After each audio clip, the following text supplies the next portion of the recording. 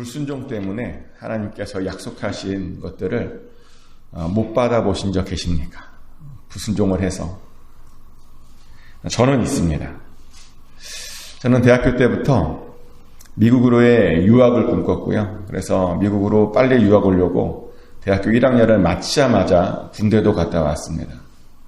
그리고 대학교 4학년 때는 열심히 유학 준비를 했죠. 당시 물리학을 공부하고 있었는데 물리학으로 유명한 대학들을 이제 꼭 가고 싶어서 목표로 삼고 열심히 공부하고 또 학점도 괜찮아서 유학 올만해서 아주 온 건 아니고요. 그냥 유학 올만해서 GRE를 대학원 준비 입학시험 있잖아요. 그 대학원 입학시험을 열심히 준비하고 있었습니다. 그런데 그 무렵에 대학 4학년 때쯤에 교회 안에 좀 문제가 좀 있었습니다. 그 당시에 제가 교회에서 찬양 인도도 하고 청년부 대표 리더를 하고 있었는데 목사님하고 사이가 별로 좋지 않았어요. 때문에 이제 어떤 마음이 들었냐면 목사님에게 도움을 별로 주고 싶지 않다. 참 인간적인 마음이죠. 목사님하고 사이가 안 좋으니까 목사님에게 별로 도움이 되고 싶지 않은 거예요. 하나님께 도움이 돼야 되는데. 그래서 보란듯이 예배 시간에 그 대학원 입학시험 GRE를 공부하는 학원을 딱 끊었고요. 예배 안 가고 GRE 학원을 다녔습니다. 나름 소심한 복수를 한 거예요. 나 공부해야 되니까 건들지 말아라 이런 거죠. 그 모습을 하나님께서 어떻게 생각하셨을까요? 뭐 기뻐하셨을까요? 전혀 기뻐하지 않으셨습니다. 그래서 결론은 유학을 열심히 준비했는데 못 왔어요. 대학교를 마치고. 정말 많은 준비를 했고 굉장히 오랫동안 꿈을 꿔왔는데 결국은 오지 못했습니다. 그런데 제가 그런 생각을 해봐요. 그때 만약에 불순종하지 않고 순종했다면 어떻게 되었을까? 아마 그러면 유학을 오지 않았을까? 그러면 좀 더 미국에 더 일찍 정착했고 지금과는 좀 다른 삶을 살지 않았을까? 그런 생각을 해보게 됩니다. 근데 이스라엘도 마찬가지죠. 그들은 가나안 땅 바로 직전에서 바로 그 앞에서 불순종을 했습니다. 하나님이 약속하셨는데 그 약속을 믿지 못했죠. 그래서 원망하고 불평했습니다. 그랬더니요, 그들도 역시 하나님께서 그들을 위해서 준비하신 복을 받지 못했습니다. 그런데 하나님의 복만 못 받은 것이 아니고요, 불순종했더니 그들이 불평하며 했던 그 말대로 그들의 삶 가운데 이루어지게 되죠. 그들이 어떤 말을 했냐면 그들이 정탐꾼 보고를 듣고 사실은 이런 말을 했죠. 민수기 14장 2절 말씀인데요. 이스라엘 자손이 다 모세와 아론을 원망하여 온 회중이 그들에게 이르되 우리가 애굽 땅에서 죽었거나 이 광야에서 죽었다면 좋았을 것을 이라고 말했습니다. 뭐라고요? 광야에서 죽었다면 좋았을 것을. 애굽 땅이나 광야에서 죽었으면 좋았을 것이라고 그들이 불평했다니까요. 한마디로 광야에서 그냥 죽고 싶다는 겁니다. 그래서 하나님께서 정말 그들을 광야에서 죽게 하시죠. 놀라운 거 아닙니까? 내가 차라리 광야에서 죽을 걸 했더니 하나님, 그래, 죽고 싶어? 그럼 광야에서 죽어. 이런 겁니다. 대신 그들의 자손만 가나안 땅에 들어갈 것이라고 말씀을 하셨죠. 근데 정말 재밌는 건 뭐냐면요, 그런 말을 하신 후에 정말 뜬금없이 하나님께서요, 그 다음 장에서 하나님께 드리는 제물에 대한 말씀을 하셨다는 겁니다. 그게 오늘 우리가 읽은 본문 아닙니까? 연관이 없어 보여요. 불순종하고 심판을 했는데 갑자기 제물에 대한 이야기로 확 바뀌어요. 우리 생각에는 불순종하고 심판을 했으니 이제 광야에서 사는 거잖아요. 그럼 너희가 앞으로 광야에서 이렇게 살아야 돼 라고 그런 말씀을 하셔야 될 것 같은데 전혀 관계가 없어 보이는 그런 하나님께 어떻게 제물을 드려야 하는 그런 말씀을 하셨다는 겁니다. 도대체 왜 하나님께서는 이런 상황에 이런 이야기들을 하셨던 것일까? 그 힌트가 15장 2절에 나와요. 2절, 3절에 나오는데 제가 읽어드리겠습니다. 왜 그런 말씀하셨는가? 이스라엘 자손에게 고하여 그들에게 이르라. 너희가 내가 주어 거하게 할 땅에 들어가서 여호와께 화제나 번제나 서원을 갚는 제나 낙헌제나 정한절기제의 소나 양으로 여호와께 향기롭게 드릴 때에는 이라는 말씀이 나옵니다. 이스라엘 자손에게 말하라는 겁니다. 나중에 하나님께서 주어 거하게 하실 그 땅에 들어가면 뭐라고요? 그 땅에 들어가면 화제나 번제나 어떤 제사를 드릴 때에 그때 그 소나 양과 함께 뭔가를 드리라라고 하는 것입니다. 자, 이 제물을 언제 드리라고요? 하나님께서 주어 거하게 할 그 땅에 들어갈 때 그때 드리라는 겁니다. 즉 지금 하나님께서요 40년 이후의 이야기를 하고 계시는 겁니다. 그런데 왜 이런 이야기를 이런 시점에 하셨느냐? 그들이요 불평해서 하나님 앞에서 놓친 그 복이 무엇인지를 지금 하나님께서 그들에게 설명하고 있다는 겁니다. 사실 하나님께서는 이스라엘이 가나안 땅에 들어가면 큰 복으로 그들과 함께 해주시길 작정이었습니다. 광야에서의 삶과는 전혀 다른 어떤 풍성한 삶을 예비하고 준비해 놓았다는 겁니다. 우리는 그것을 어떻게 알게 되냐면 가나안 땅에 들어가서 그들이 드려야 할 그 제물의 목록을 봐도 알 수 있습니다. 오늘 본문을 보면 레위기에 나오지 않는 그런 제사법들이 나오는데요. 화제나 번제나 서원제, 낙헌제, 절기제 제물을 드리는 자들은 항상 고운 가루 에바 10분의 1에 고운 가루를 드리고요. 기름 한 흰에 기름 흰을 드리고요. 그것을 섞어서 소제로 드리랍니다. 또 번제로 드릴 때에는 포도주로 전제를 드려서 드리랍니다. 자, 고운 가루가 얼마나 귀한 겁니까? 기름은 굉장히 귀한 겁니다. 포도주도 굉장히 귀한 겁니다. 그런데요, 이런 소제와 전제를 매 제물마다 같이 드려야 된다라고 레위기에서 없는 그런 말씀을 지금 하셨다는 겁니다. 단순히 제물만 드려서는 안 된다는 겁니다. 그 귀한 것을 함께 더불어 드려야 된다는 것입니다. 그런데 이것이 왜 풍성한 삶이냐? 이것이 풍성한 삶인 이유는 뭐냐면요. 이것을 그렇게 그들이 드려도 그렇게 귀한 것을 드려도 그들이 드리면서 전혀 부담이 없었기 때문이죠. 이런 것을 드릴 수 있을 정도로 기름이나 포도주가 넉넉했다는 겁니다. 매 제사 때 드려도 충분히 넉넉했다라고 하는 그런 뜻이라는 겁니다. 그래서 이것은 그들이 가나안 땅에서 어떤 복을 받게 될 건지를 보여주는 그런 말씀이라고 학자들은 이야기하죠. 사실 목회자로서 기분이 좋을 때는 어떤 때냐면 성도님들이 다 넉넉해서 헌금을 넉넉히 드릴 수 있는 모습을 볼 때입니다. 성도님이 넉넉히 헌금을 드리면 교회가 힘이 되죠. 그래서 더 크게 주님의 일을 할 수 있습니다. 넉넉해서 넉넉히 드릴 수 있을 때 그래서 굉장히 좋다는 겁니다. 그런데 만약에 성도님들의 형편이 어려워서 헌금을 충분히 낼 수 없다면 그 모습을 보고 있는 것이요 굉장히 죄송스럽고 부끄럽고 마음이 안타깝고 그런 마음이 듭니다. 그래서 어떤 사람들은 이런 말을 해요. 가난하게 은퇴하신 분들만 모여있는 교회가 참 힘들다. 은퇴되어 보니까 미국의 은퇴도 가난하게 은퇴하시는 분들이 있고 넉넉하게 은퇴하시는 분들도 있더라고요. 근데 어떤 교회는 은퇴를 하셨는데 다 은퇴를 하셨어요. 그런데 다 가난하게 은퇴를 하신 거예요. 그러니까 자기가 먹고 살 수 있는 그 생활비밖에 안 나오는 거죠. 그러다 보니 헌금을 제대로 낼 수 없습니다. 그러다 보니 그런 교회는요, 성도님들도 힘들고 교회도 힘들다라고들 이야기합니다. 심지어 이런 이야기까지 해요. 그런 분들이 오히려 많은 교회는 교회가 너무 힘들대요. 교회가 그런 사람들이 많아지면 많아질수록 교회가 힘든데요. 참 안타까운 이야기죠. 성도님들이 많은 건 좋은 것 같은데 가난하게 은퇴한 분들이 많으면 교회가 힘들다라는 그런 말도 하더라고요.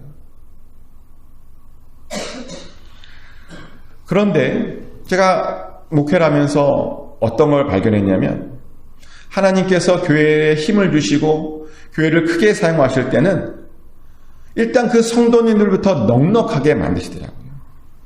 드릴 때 넉넉하여서 넉넉하게 드릴 수 있도록 만들어 주신다는 겁니다. 그런데 이스라엘 백성에도 지금 하나님께서 그렇게 하신 겁니다. 그들이 드릴 때 넉넉하게 드릴 수 있도록 가나안 땅에서 그렇게 여유롭게 하실 거라는 겁니다. 마음껏 그 귀한 기름이나 포도주로 드릴 수 있도록 하나님께서 그 가나안 땅에서는 그들을 여유롭게 해 주실 것이라는 겁니다. 그런데요, 이스라엘이 이런 복을 발로 찼습니다.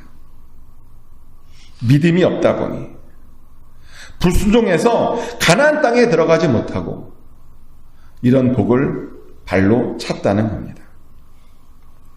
그래서 하나님께서 그들에게 그렇게 보여주신 겁니다. 그들이 참 복이 어떤 것인지 재물을 통해서 보여주신 것입니다. 그런데 우리들도 그럴 수 있습니다. 우리들도요, 불순종하면 하나님께서 예비하신 그 복을 우리도 모르게 발로 찰 수 있습니다. 우리에게 주려고 예비하신 그 준비하신 것들을 우리가 발로 찰 수 있다는 겁니다. 그래서 우리는요, 사실은 항상 순종해야 됩니다. 이해되지 않을지라도 순종해야 됩니다. 하나님의 말씀을 언제나 잘 기억하고 하나님께서 우리에게 약속하신 그 약속들을 기억하고 그 약속을 따라 항상 순종해야 됩니다. 하나님께서는 이스라엘이 그렇게 살기를 원하셨습니다. 앞으로 그렇게 살기를 원하셨습니다. 한 번 실패했잖아요. 그런데 두 번 다시 실패하지 말고 앞으로는 정말 순종함으로 그 복을 받기를 원하셨습니다. 그래서 어떤 제안을 하냐면 그들의 옷에 술을 달라고 제안을 합니다. 술 아시죠? 유대한 랍비들에 보면 이렇게 옷자락에 끈들을 매다잖아요. 보셨나요? 그런 거? 우리가 뭐 텔레비전이나 아니면 유대인들을 보면 보는데, 근데 그것이 술인데요. 하나님께서 유대인들은 그 술을 매달라고 이렇게 명령하셨죠. 그리고 그 이유가 나오는데요. 39절 말씀이죠. 15장 39절에 왜 그 술을 매달아야 되는지 그 이유가 나옵니다. 이 술은 너희로 보고 여호와의 모든 계명을 기억하여 준행하고 너희로 방종케 하는 자기의 마음과 눈의 욕심을 쫓지 않게 하기 위함이라. 아멘. 그 술을 왜 매달게 했느냐? 기억하게 하기 위함이랍니다. 하나님께서 주신 그 명령과 계명을 기억하랍니다. 근데 그렇게 되죠. 실제로 여기 옷 끝에 다는 거거든요. 옷 끝에 다는 거예요. 어떤 줄처럼. 우리가 움직이면 그럼 그 줄이 어떻게 될까요? 찰랑찰랑 거리면서 다 느껴지는 겁니다.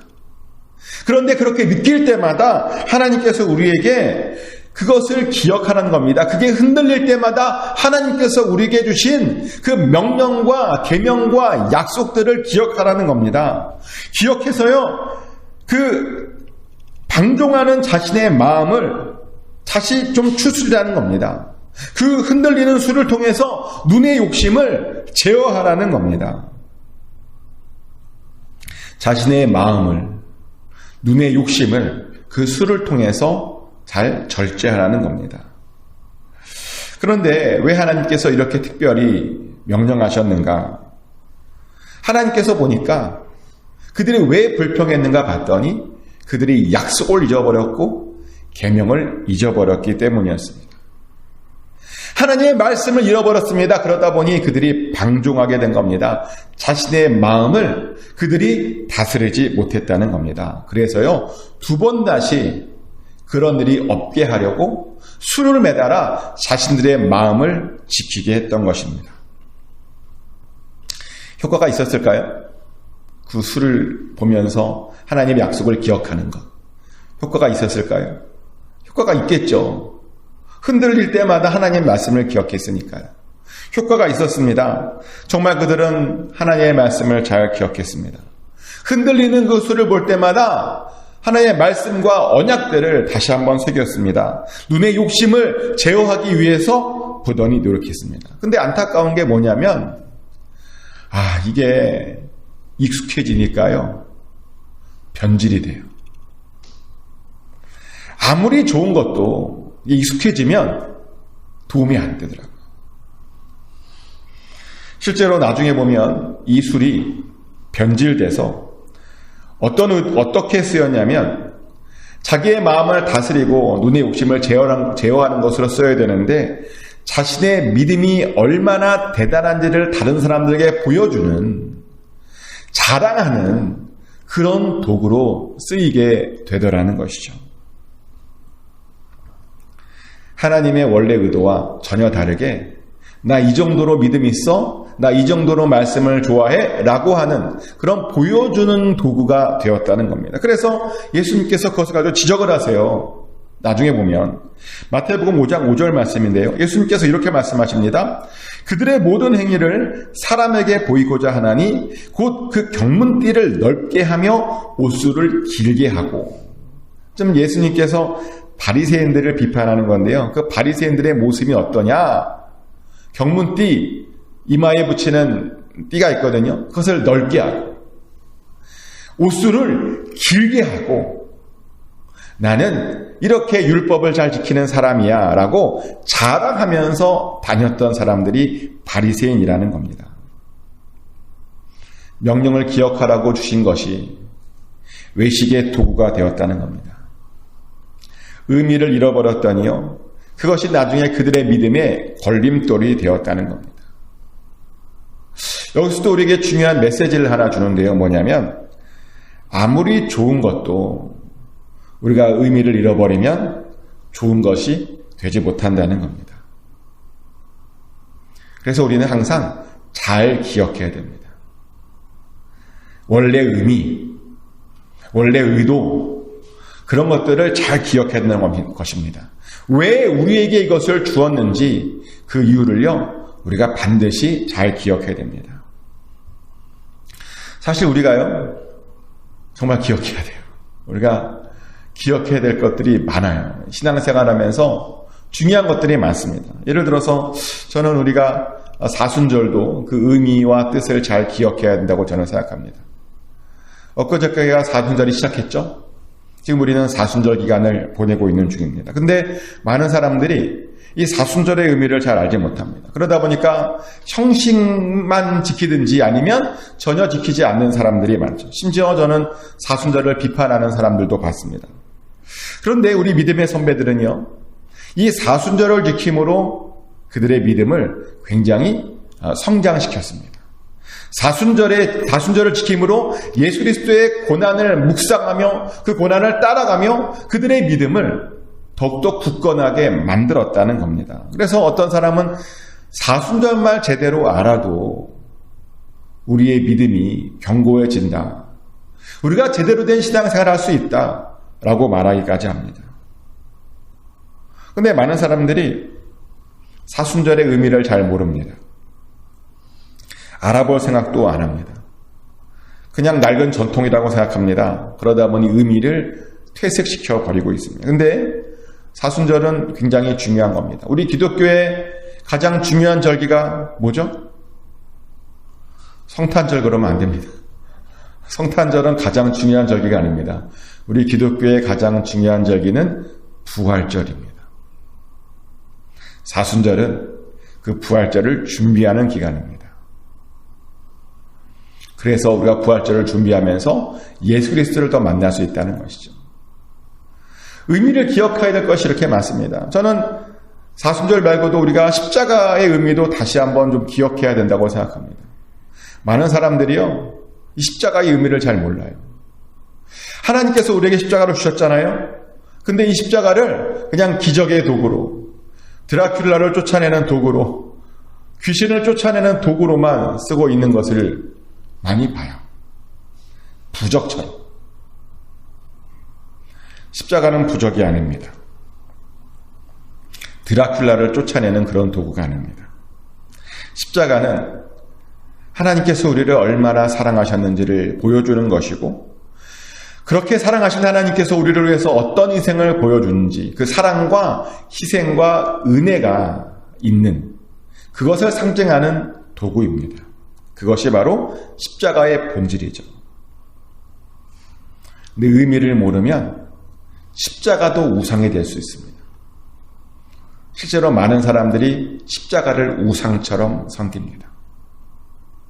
그리고 우상이 되면 하나님께서 싫어하시죠. 많은 교회들이 요즘 그래서 십자가가 우상이 돼서요, 교회 안에 십자가를 제거하는 교회도 있습니다. 우상이 되어버려서. 이렇게 우리들은 하나님께서 우리에게 주신 것들의 그 의미를 제대로 알아야 됩니다. 의미를 알지 못하면 하나님께서 우리에게 좋은 것을 주셨음에도 불구하고 그것을 누리지 못합니다. 그리고 불순종하게 됩니다. 그래서 하나님의 뜻과 계획을 이루지 못하고 방종하게 됩니다. 예비하신 복을 받지 못하게 됩니다. 그래서 우리는 기억해야 됩니다. 기억하십시오. 하나님께서 여러분들에게 무엇을 말씀하고 계시고 무엇을 약속하셨는지 항상 기억하십시오. 그리고 그 의미와 그 뜻을 잘 기억하십시오.